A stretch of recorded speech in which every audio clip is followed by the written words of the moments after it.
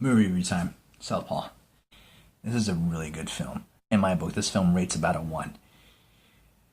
Just because it's a story, dude. I felt something when I went to go see this movie, and you will too if you choose to do so. Okay. My rate system, if you don't know, brings way to Redbox. 2 is go see it in theaters, and 1 is go see it in theaters and buy it on DVD as soon as it comes out. Alright, basic premise.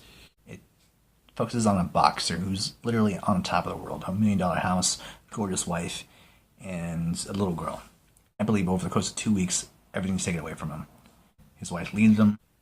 He loses fights, and getting more fights, so he loses money, loses the house, so loses custody of his daughter. After everything is gone, all his supposed friends, everything, he finds himself with a gym bag to his name. At the basis, I think this film is really about reinventing oneself, and which this guy does.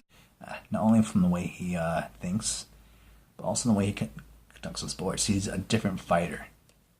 You're going to want to see this movie, definitely. Alright, that does it for my basic premise. Now comes the proportion of my reviews where I actually review the movie and talk about it in depth. So if you haven't seen the movie yet, please stop watching now. Otherwise, some major spoilers are coming up. You've been warned. This is a really, really good film. And I use the word film intentionally. I really believe that, truthfully, there's only 3 types of genres: flicks, movies, and films. Flicks is something you watch halfway through and then make out with a girlfriend once she's bored, like Tombstone. I would say it's not a movie, but this is very successful. Tricking someone into making out by just boring the living hell out of them. But that's neither here nor there. Movies is something you watch to pass the time. I'm not going to give you an example, very general. Film, stuff like Rocky, Fury, Southpaw. That was a fucking film. It made me the audience feel when I watched it in theaters. A lot of people went to go cry in the hallway. They needed a break. And, duh.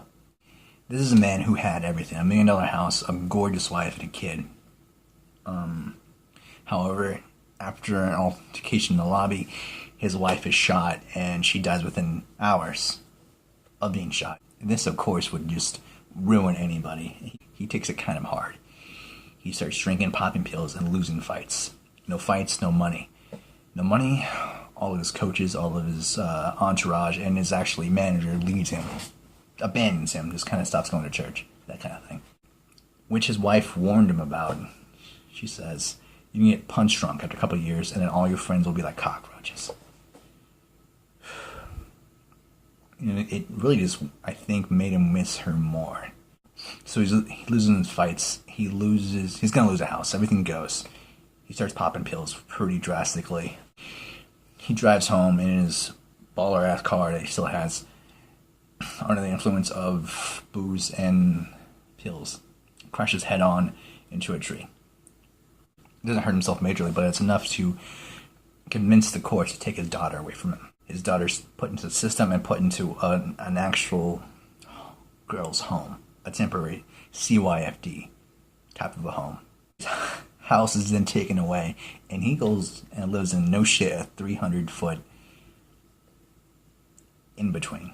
I think this happens in the span of a month, right? And this is especially sucky. The court says you cannot see your daughter until this amount of days, and you pass this amount of drug test. He goes to see his daughter. Really the only thing left of his wife that he has left besides his memories. She fucking hates him. She doesn't like him.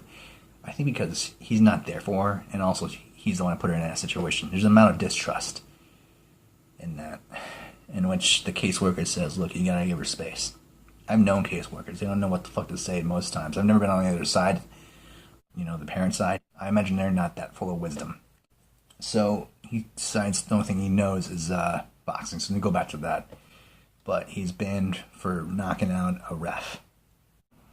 He hunts down this coach, whom he never met before. He chose this specific coach because he fought a guy who was taught under this coach, and truth be told, probably would have won the fight if the fight hadn't been bribed. I've watched Kung Fu movies before.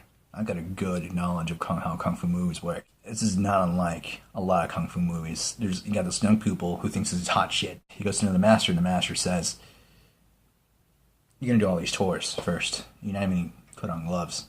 Which this guy says. This guy starts mopping up, sweeping after dark. All this shit. This is a pretty intense movie. I'm sorry, this review's not very funny. And after he gains the guy's trust, whilst trying to slowly build a relationship with his daughter, who refuses to see him. Heartbreaking stuff. After 2 or 3 weeks, he gets invited into the ring, which your coach says, look, you got no D game, dude.